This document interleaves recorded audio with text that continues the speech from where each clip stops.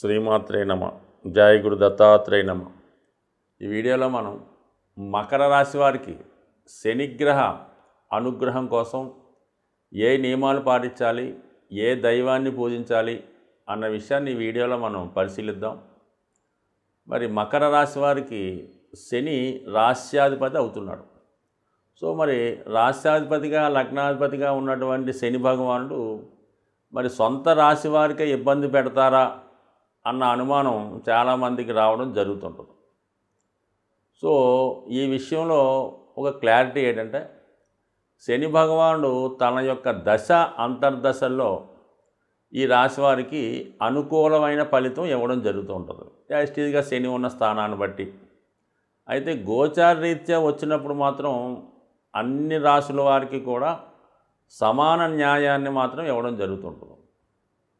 So ఒక విధంగా చెప్పాలంటే శని మకర రాశి వారికి అదే ఫలితాన్ని, కుంభరాశి వారికి అదే ఫలితాన్ని, సింహరాశి వారికి అదే ఫలితాన్ని ఇవ్వడం జరుగుతూ ఉంటుంది. సో అయితే ఈ రాశి వారికి మిగతా రాశులు కానీ ఎక్కువ కష్టపడుతుంటారు. అంటే స్వభావ సిద్ధంగా ఈ రాశివారు మరి శని అధిపతి అవ్వడం వలన చిన్నప్పటి నుంచి కూడా ఒక విధమైన క్రమశిక్షణతో చాలా సౌఖ్యాలకి చాలా సుఖాలకి దూరంగా అతి కఠోర నియమాలతో పెరగడం జరుగుతూ ఉంటుంది.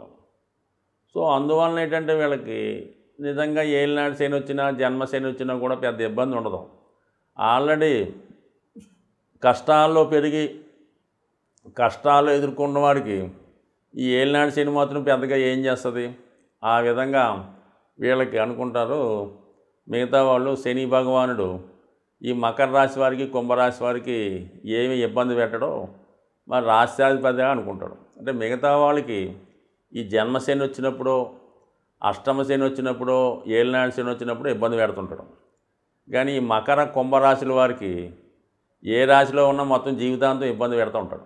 సో అందువలన వీళ్ళు చిన్న తప్పుకి పెద్ద శిక్ష అనుభవిస్తుంటారు. ఎంతో కష్టపడి ఎంత అర్హత ఉన్నా చిన్న స్థాయి ఉద్యోగంలో ఒక సబార్డినేట్గా జీవితాన్ని ప్రారంభించడం జరుగుతుంటుంది. ఏదో ఒక రియల్ ఎస్టేట్ ఓనర్ దగ్గర, ఒక రాజకీయ నాయకుడి దగ్గర, లేదంటే పెద్ద అధికారి దగ్గర సబార్డినేట్గా వీళ్ళు పనిచేస్తూ వీళ్ళ యొక్క తెలివితేటలతో వీళ్ళ యొక్క సామర్థ్యంతో వాళ్ళని పెద్దవాళ్ళు చేస్తుంటారు. అంటే రియల్ ఎస్టేట్లో పనిచేస్తే ఆ ఓనర్ని బాగా ఇంప్రూవ్ కోట్లు సంపాదించేలా చూస్తారు. ఒక రాజకీయ నాయకుడి దగ్గర పనిచేస్తే వాడు అందలం ఎక్కి ఎమ్మెల్యే మినిస్టర్ అయ్యేదాకా కూడా వీళ్ళు ప్రయత్నం చేస్తుంటారు. ఒక అధికారి దగ్గర పనిచేస్తే వాడికి ఉన్నత స్థాయి వచ్చే వరకు కూడా వాళ్ళు సలహాలు ఇస్తూ ఉంటారు. ఈ విధంగా ఇతరుల అభివృద్ధికి కారణమవుతూ వీళ్ళ మాత్రం ఎక్కడ ఉన్నవాళ్ళు అక్కడే ఉన్నట్టు జరుగుతుంటుంది. వీటింట్లో ఒక శుభకార్యం జరగాలన్నా, పిల్లల్ని చదివించాలన్నా మరి వాళ్ళని ఆశ్రయించో ఇతరులను ఆశ్రయించో చేయాలి తప్ప వీళ్ళు పెద్దగా సంపాదించింది ఉండదు. కనీసం వీళ్ళ సుఖపడరు, వీళ్ళ సంతానం కూడా సుఖపడినట్టు ఉండదు. సో ఈ విధంగా ఈ రాశివారు ఒక క్రమశిక్షణతో, ఒక నిజాయితీగా, ఇతరుల సొమ్ము ఆశించకుండా చాలా కఠోర నియమంతో జాగ్రత్తగా జీవితాన్ని ప్రారంభిస్తారు. ఒక చిన్న స్థాయి ఉద్యోగం నుంచి అంచెలంచెలుగా వెలుగుతారు. అయితే జీవితంలో అన్ని సౌఖ్యాలు కూడా సంపాదిస్తారు. సొంత గృహం ఏర్పాటు చేసుకుంటారు, పిల్లల్ని వృద్ధిలోకి తీసుకొస్తూ ఉంటారు, ఒక స్థిరమైన ఆదాయాన్ని ఏర్పాటు చేసుకుంటారు. అది కూడా ఏ విధంగా ఉంటుంది?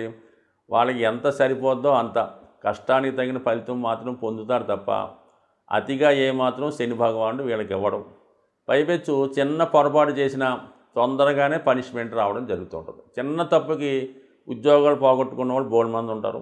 పెద్ద పెద్ద నేరాలు చేసినా కూడా జాబులో కొనసాగే వాళ్ళు వేరే రాశిలో ఉంటారు. సో ఈ విధంగా ఈ రాశి వారిని శని క్రమశిక్షణతో నడిపిస్తుంటాడు. అంటే ఒక మిలిటరీలో సైనికుడు ఏ విధంగా ఉంటాడో ఆ విధంగా ఉంటుంది వీళ్ళ యొక్క జీవన విధానం ఈ మకర రాశి వారిది. సో వాళ్ళు నిరంతరం పర్యవేక్షణ, క్రమశిక్షణ ఉంటుంది. అన్ని సౌఖ్యాలు పెడుతుంటారు, టైంకి భోజనం పెడుతుంటారు, అన్నీ ఇస్తుంటారు. కానీ చిన్న తప్పు కూడా పెద్ద శిక్ష ఇస్తుంటారు. సేమ్ అదే పాలసీ ఇక్కడ మిలిటరీలో సైనికుడి స్థితి ఏ విధంగా ఉంటుందో ఇక్కడ కూడా వాడి యొక్క మకర రాశి వారి జీవిత విధానం ఆ విధంగా ఉంటుంది. బట్ ఎనీహౌ మొత్తం మీద క్రమశిక్షణతో మరి 10 మందికి రక్షణగా ఎంత కష్టాన్నైనా ఎదుర్కొనే శక్తిని కలిగి ఉంటారు ఈ రాశివారు.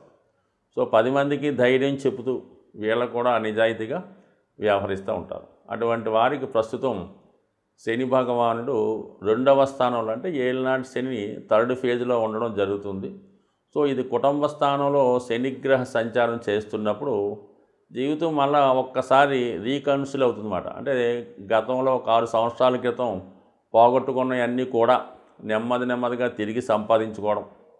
సో అలాగే ఉపాధి అవకాశాల కొరకు ఉన్న ప్రాంతం విడిచి దూర ప్రాంతం కానీ వేరే ప్రాంతానికి వెళ్ళడం, తిరిగి మళ్ళా కొత్తగా జీవన విధానం సాగించి నెమ్మదిగా పూర్వవైభవాన్ని పొందే విధంగా ప్రస్తుతం ఈ ఏలినాటి శని వీళ్ళకి థర్డ్ ఫేజ్లో ఉండడం జరిగింది. మరి ఈ రాశివారు శనిగ్రహ అనుగ్రహం కోసం పొందాలంటే ఒకటి ఖచ్చితంగా వీళ్ళు నిజాయితీగా నియమంగా ఉండడం తప్పనిసరి.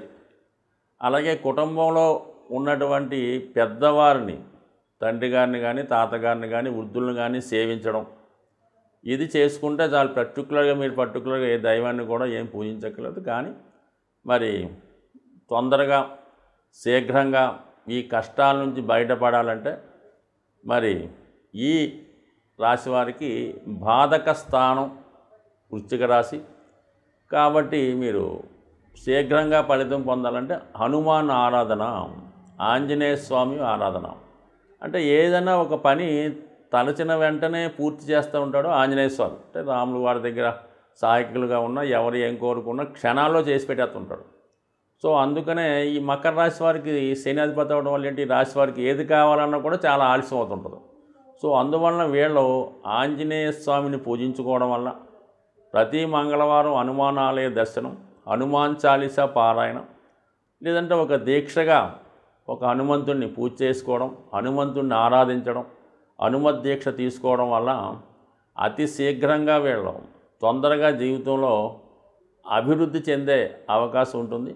అలాగే మరి తాంత్రిక విధానంలో కూడా మరి పూజా విధానంలో కూడా మరి దశ మహావిద్యల్లో కాళీ అమ్మవారిని పూజించడం వల్ల, లేదు డైరెక్ట్గా ఇవన్నీ కాకుండా కనకదుర్గ అమ్మవారి ఆరాధన వల్ల ఖచ్చితంగా ఈ రాశివారు వాళ్ళ యొక్క ఇబ్బందులు, కష్టాలు, చికాకుల నుండి అతి శీఘ్రంగా బయటపడి ఇక నుంచైనా మరి సంతోషంగా, ఆనందంగా, హ్యాపీగా ఉంటారని ఆశిస్తూ, సాధారణంగా గ్రహాల యొక్క శాంతి కొరకు పంచభూతాలు అంటే మనకి గాలి, నిప్పు, నీరు, వాయువు, ఆకాశం అనే 5 తత్వాలు ఉండడం జరిగింది. దీన్నే మనం ఈ పూజాధికారులు నిర్వహించేటప్పుడు పంచోపచార పూజ అని చేయడం జరుగుతూ ఉంటుంది. సో ఇందులో ముఖ్యంగా శని భగవానుడు యొక్క అనుగ్రహం కోసం మరి శని భగవానుడు వాయుతత్వ రాశి అవ్వటం వల్ల ధూపంతో పూజించడం వల్ల, అంటే మీకు సాధారణంగా శివాలయాల్లో కానీ అమ్మవార్లకు కానీ ఈ సాంబ్రాణి ధూపం ఎక్కువగా వేస్తూ ఉంటారు. సో అది సింపుల్గా అగరబత్తీలు వెలిగించడం. అంటే చాలామంది ఏం చేస్తారంటే పూర్తిగా పూజ చేయని వాళ్ళు వారంకోసారి మామూలుగా చేస్తుంటూ ప్రతిరోజు కూడా ఉభయ సంధ్యల్లో ఈ అగరబత్తి వెలిగించి పూజ చేస్తూ ఉంటారు. ఇంకా ఓపిక ఉన్నవాళ్ళు సాంబ్రాణి పొగ అది గృహం అంతా వేస్తూ ఉంటారు. ఎక్కువగా అమ్మవార్లకి, శివునికి. అలాగే ఈ సాంబ్రాణి పొగ వేయటం వల్ల కనీసం ప్రతిరోజు అగరబత్తి 2 పూట్ల భగవంతుని యొక్క ఆరాధించడం వల్ల మీకు కంపల్సరిగా ఈ నవగ్రహాల్లో శని భగవానుడి యొక్క అనుగ్రహం లభించడం జరుగుతూ ఉంటుంది. సో ఈ కారణం వల్ల ఒకటి. అలాగే ప్రతిరోజు కూడా ఈ గృహంలో నిరంతరం ఏదో భగవంతుని యొక్క నామస్మరణ మోగే విధంగా, అంటే గతంలో కొన్ని చిన్న బాక్సులాగా ఉంటే ఏదో ఓం నమో నారాయణయో, ఓం శివాయ ఏదో చదువుతూ ఉంటాయి. సో అటువంటి కూడా గృహంలో ఉండడం వల్ల ఏంటంటే పాజిటివ్ ఎనర్జీ ఆ గృహంలో ఉండడం జరుగుతూ ఉంటుంది. కాబట్టి సాధ్యమైనంత వరకు శని భగవానుడి యొక్క అనుగ్రహం కావాలంటే ఆ గృహం చాలా పరిశుభ్రంగా ఉండాలి. అలాగే ఇరిగిపోయిన వస్తువులు, పనికిమాలిన వస్తువులు, అక్కర్లేని వస్తువులు ఇంట్లో ఉంచడం. అలాగే కొంతమందికి ఏంటంటే ఓ 10 జతల చెప్పులు ఉంటాయి. ఏదో కొత్తవి కొంటుంటారు, పాత ఏం చేసుకుంటారో. ఈ చెప్పుల జతలు ఎక్కువ అవడం వల్ల ఈ కొంతకాలంకి ఆ నెగిటివ్ ఎనర్జీ వాటి మీద వచ్చే అవకాశం ఉంటుంది. కాబట్టి సాధ్యమైనంత వరకు ఈ చెప్పులన్నీ నిల్వ ఉంచకుండా ఎప్పటికప్పుడు దాన్ని అవసరం తీరిన తర్వాత బయట పాడేయడం, ఏదో 1-2 చెప్పులు పెట్టుకోవడం అన్నది ఒక కొత్తమైన పద్ధతి. అలాగే ఇంట్లో వాడే చీపురు గట్ట దాన్ని కూడా మరి ఒక చోట కొంతమంది నిలువుగా పెడుతుంటారు అనమాట. అంటే కుచ్చు పైకి వచ్చేలా పెడుతుంటారు అనమాట. జ్యేష్ఠాదేవి చేతిలో ఆయుధంలాగా. ఎట్టి పరిస్థితుల్లో కూడా కుచ్చు అరిగిపోతే ఇంకోటి కొనుక్కుంటా ఏం పోయింది. అందువల్ల ఎప్పుడు కూడా అది నిలువుగా కరెక్ట్గా పెట్టాలి తప్ప కుచ్చు పైకి వచ్చే విధంగా మాత్రం ఎట్టి పరిస్థితుల్లో కూడా పెట్టలేదు. ఇవన్నీ కూడా అలక్ష్మికి కారణాలు అన్నమాట. సో అలాగే ఏంటంటే ఈ భోజనం చేయడానికి కూడా ఒక పర్టికులర్ టైం పాటించాలి.